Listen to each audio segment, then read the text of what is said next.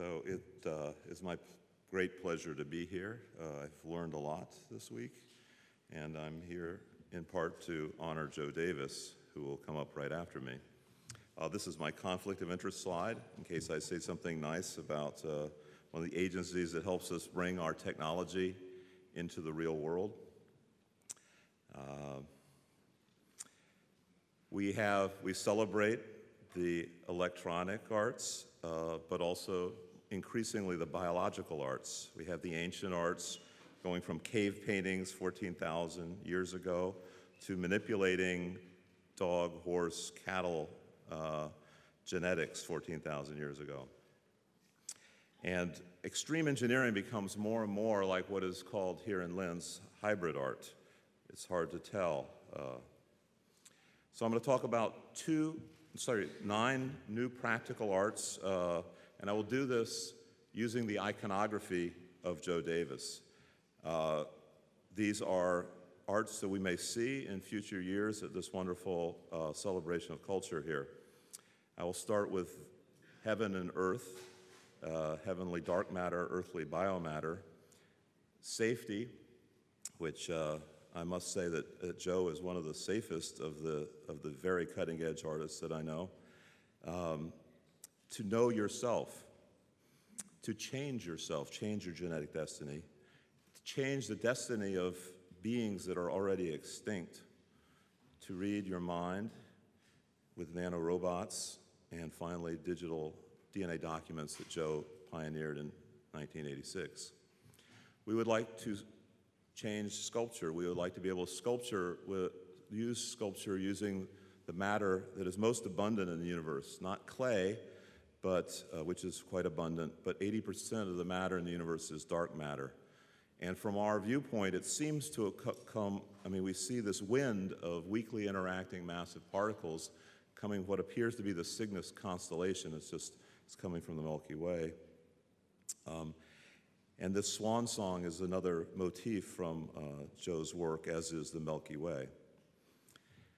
This one concept takes us from the big picture to the most tiny. We take from the galactic wind of WIMPs to they strike, this is a proposed device for detecting these WIMPs because they are, their orientation changes during the year and during the day. And so we have a curtain of DNA. It allows us to get very high precision. DNA is no longer a genetic material, but it is a medium for art and for science, that we can use it as a material, truly as a material. And this, the WIMPs hit this gold, 1 meter squared, thin layer of gold, a gold nucleus, then cuts through multiple layers of the DNA curtain, and the proposal is this will allow us to detect the WIMPs that have so far been so elusive. Down to Earth, these are actual factories that Joule is building in Texas and New Mexico in the United States to supply us with energy and simple chemicals from photosynthetic green microorganisms that work in salty water on land that is inappropriate for agriculture but very appropriate for this use. So these large factories, we can think of this as a more efficient use of our sunlight and carbon dioxide. But as we make these larger endeavors where we're replacing petroleum with green chemistry, we still need to always be cautious. And in all the new technologies that I'll describe here, our first priority is by thinking ahead, thinking into the future, we can work more thoughtfully. And part of this has to do with safety and security. Safety and security are different issues. Safety has to do with avoiding errors as much as possible, and security means avoiding people abusing the technology intentionally. And for biology, it's very analogous to car safety and security. We have standards that allow us to make sure that and quality assurance for the car manufacturing. We have isolation, which is a security feature. We have the locks in the cars, and we have the locks in biological systems that are We need to think about this. We need to have engineers that spend time engineering biological systems. We have to test. We don't just make them and then release them. We have to test them extensively in controlled environments. This is a crash car dummy up there. Redundant systems. We have a safe chassis. We have seat belts. We have airbags. We have to have multiple redundant safe systems in biology. We have licensing. Automobile license is not a big deal. People that are operating synthetic biology should get licenses as well. And the fact that you're licensed doesn't mean you will behave yourself necessarily, so you need surveillance, like speed monitors. You can know yourself. You can do it yourself biology. This is movement worldwide, and I think this is very much a do-it-yourself crowd here. This is a simple kit that you can buy for your children, actually 2 different kits from 2 different manufacturers, where they can take some saliva and they can determine who their father really is, and other innocent childhood activities. So we have the question that we have to ask ourselves. DNA is so new to us about our own DNA that we haven't decided yet whether we're going to treat it like our faces or like some dark secret that we want no one to know, even our doctor. Many more and more people are treating it not as something you have to cover with a mask, but something you reveal. This is Sir John Sulston, who now is in National Portrait Gallery at London. And your face reveals much more than your DNA today. Your ancestry, your emotions, your age, your health. DNA will reveal much of this, and we may share it, or we may not. A group of individuals, artists, if you will, performance artists, who are sharing their DNA and their faces, constitute the Personal Genome Project. This is the only open access data source in the entire world, and it is now international, that shares genes, environment, and traits for human beings. There are now 2,000 of this. These are the original 10. And not only do they share, and the way they do this is they face the facts about re-identification. If you participate in medical research, there is a good chance you'll be re-identified. The risks are small compared to the benefits. At least that's what these volunteers believe. They do this by achieving 100% on an exam to show that they know what they're getting into. And their stem cells are publicly available to follow up on any research. So that means that these are examples of stem cells that have been reprogrammed to make pigmented cells and neural cells in tissue culture or inside of mouse models. But these are the first 10, and here now 2,000, and here's some of them in the annual meeting showing their huge enthusiasm. But the big picture is there's 7 billion of us that can benefit in one way or another by these people that are sharing their genome and their medical traits and other traits so freely for the benefit of others in society. Your genes are not your destiny. They never really were, and they're even less so as each year goes by. You can change your genetic destiny, as some people have. So, for example, here, Timothy Ray Brown has changed his destiny. He had both leukemia and full-blown HIV-induced AIDS. They altered his blood stem cells, and now, 5 years later, he is still free of both of these and is not taking drugs as far as I know. And this is now, a similar process is now in phase 2 clinical trials where you take a zinc finger nuclease technology. It's a molecular machine, so tiny you couldn't possibly see it. A protein that goes in and changes specific parts of both his mother and his father's genome to delete the receptor that binds to the HIV virus on the surface of his cells. And this is in phase 2 clinical trials for many people. So if we can change our genetic destiny, is it possible we can change the destiny of organisms that are not only dead, but their entire species is extinct? The bison, buffalo in the United States went from 100 million in 1800 to in the hundreds just 80 years later, and now it's had a resurgence. This was a sort of classical environmentalism to return these bison. However, the passenger pigeon, so those never went completely extinct. The passenger pigeon was the most abundant bird in the world. It was restricted to North America. And there were 5 billion of them, almost in a single flock. They would go overhead, covering the sky all day, sometimes for 2 days. They were killed in a period of about 10 years, and they've been extinct now for about 100 years. We have more specimens of those than any other extinct animal, and there's a possibility we will bring that or the mammoth back. Now, why would we want to bring the mammoth back? It turns out that in the Arctic tundra, where it's now very cold and unproductive moss, if you have a mammoth-like herbivore population, you decrease the litter caused by grasses. The grasses come back in just a few years, and this could improve both global warming, carbon dioxide, and the quality of life there. The other specimen for which we have a lot of genomic sequence information, so we've sequenced the genomes of the mammoths and of Neanderthal, and now of Denisovan, who was just in the news yesterday. And we increasingly are facing how closely related we are to these brethren of ours. And the Neanderthal actually had a larger brain size than we did. So what was going on there? We can now bring back parts of their genome and implant it into our own genome and ask, what are the biological differences? But when you ask, what is that difference in brain capacity, we need to measure our own brains more carefully. And so this is an example of data from that same project I mentioned before, the Personal Genome Project, where we measure as much about the individual as possible, not just their genome and their environment, but also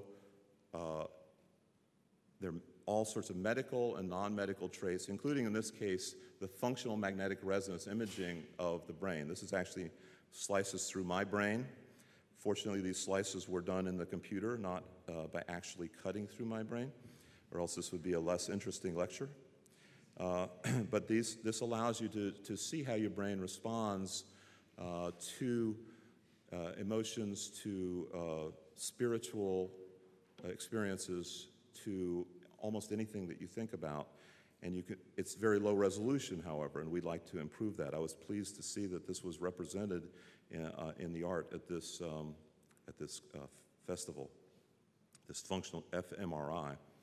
But how can we improve the resolution of our measurement of brains, and why?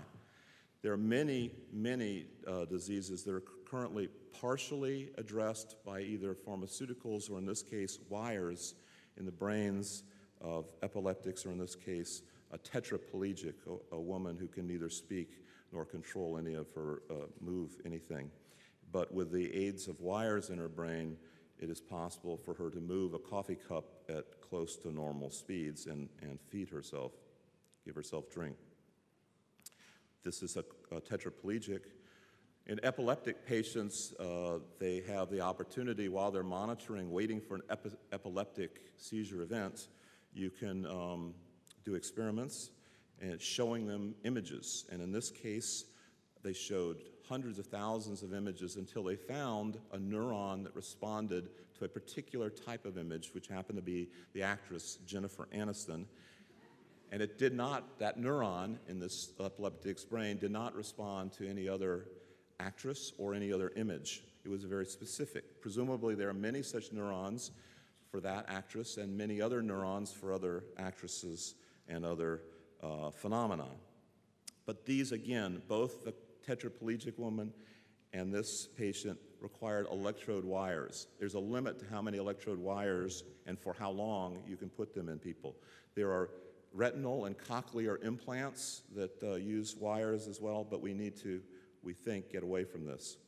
So one proposal that we've made a bit of progress on is on measuring the brain wirelessly.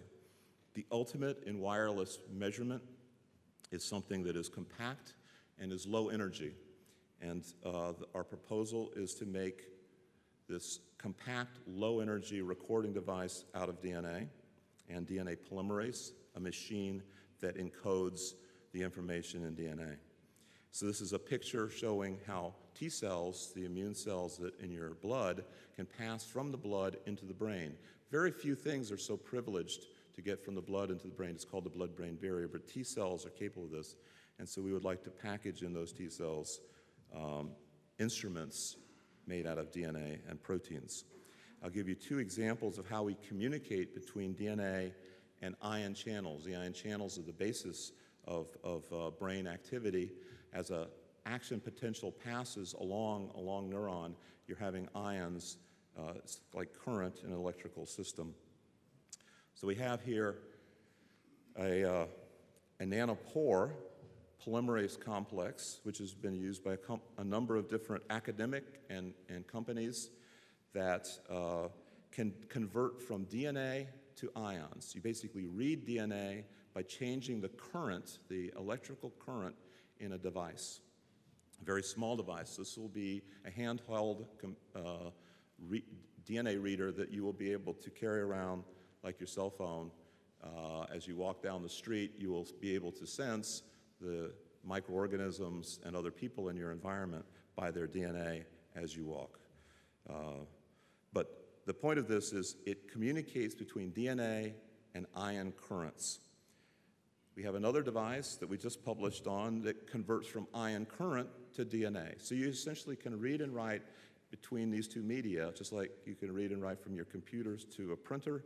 You can go from ions to DNA or DNA to ions. And this is done by the mediation of this amazing machine, DNA polymerase, which can go up to 1,000 base pairs per second. It does 1,000 bits of information in a size of a couple of cubic nanometers, a billionth of a meter. And if it makes mistakes, we can actually harness those mistakes and use them intentionally to encode information, zeros and ones, in the forms of A, C, G, and T. You can think of this as the iconography of Joe Davis of a bacterial radio, which I think goes far beyond bacterial radio. It has to do with self-assembly, of the ability of biological molecules to assemble themselves and to record information of a whole variety. So we have DNA to ions, ions to DNA. And these are just the tip of the iceberg, just the beginning of the sorts of molecular machines that we can harness for science and art. Here's an example of a nanorobot, a much more sophisticated device from a human engineering standpoint than a polymerase, which comes to us as a gift from nature. These nanorobots have the properties of robots. The key properties of robots are sensing, being aware of the environment, computing on that sense, and then actuating, that is to say, moving in a way that's related to what they sense.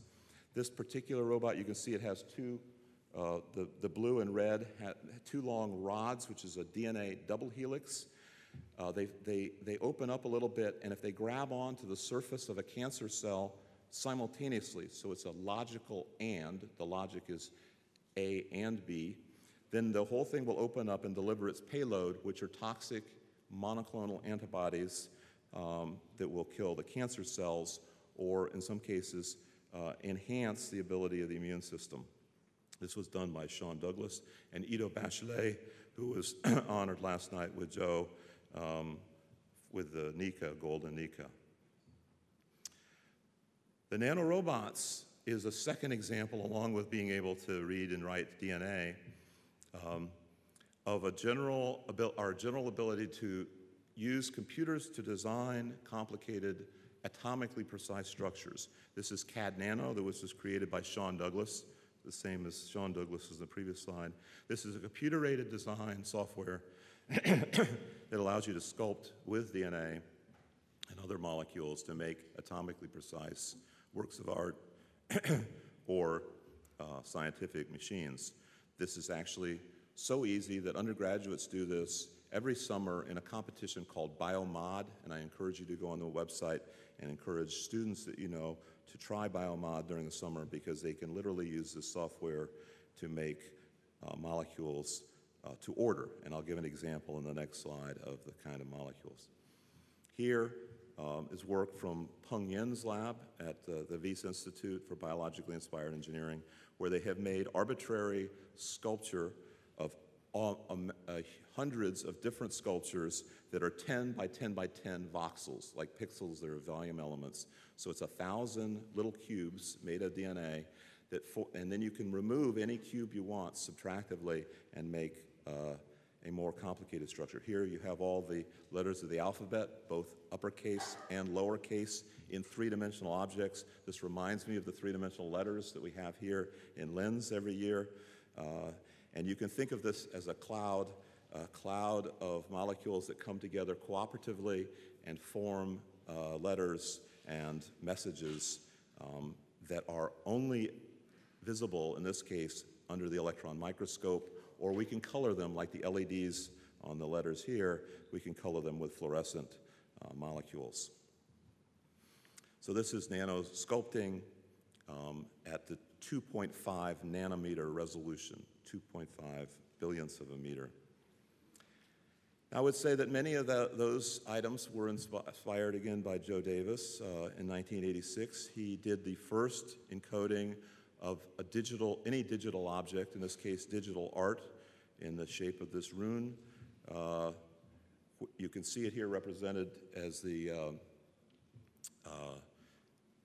black and white, or zeros and ones.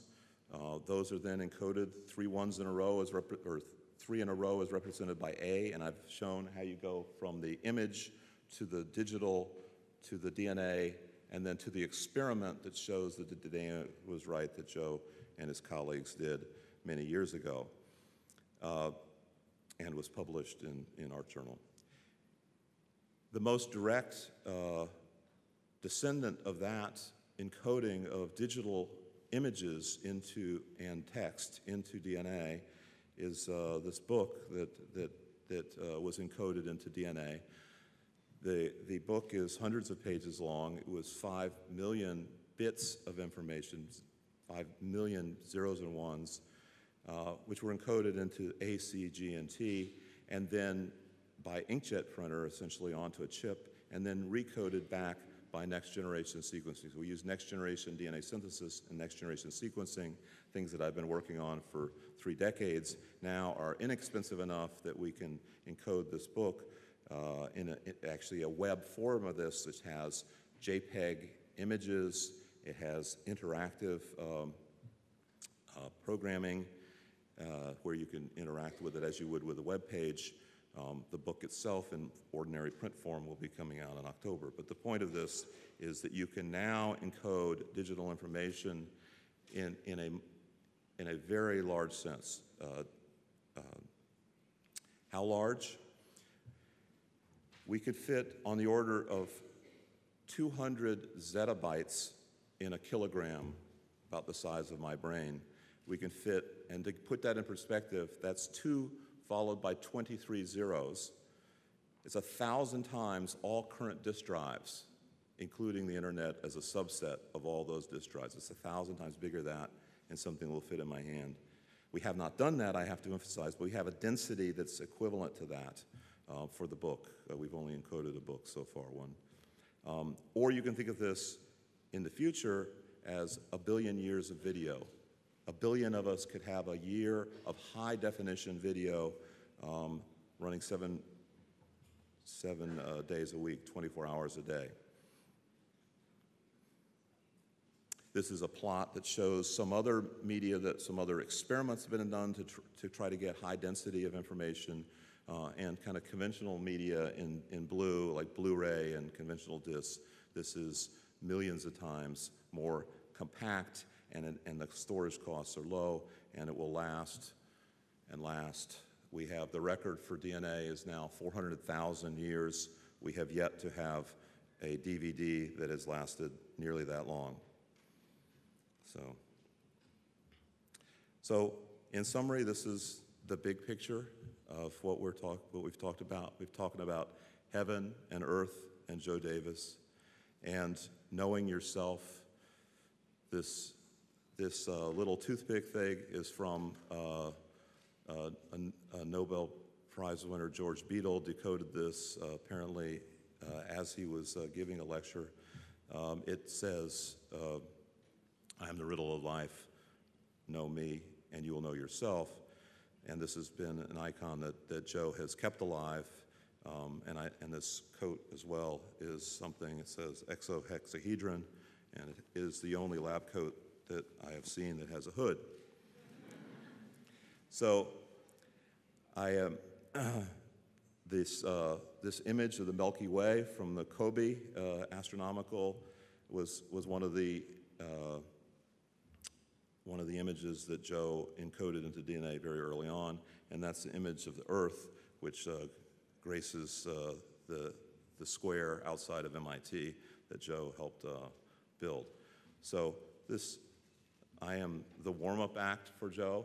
I'm very grateful to have him in our community back at Harvard Medical School, and I will stop a little early here to give Joe all the time he needs for his presentation. Thank you very much.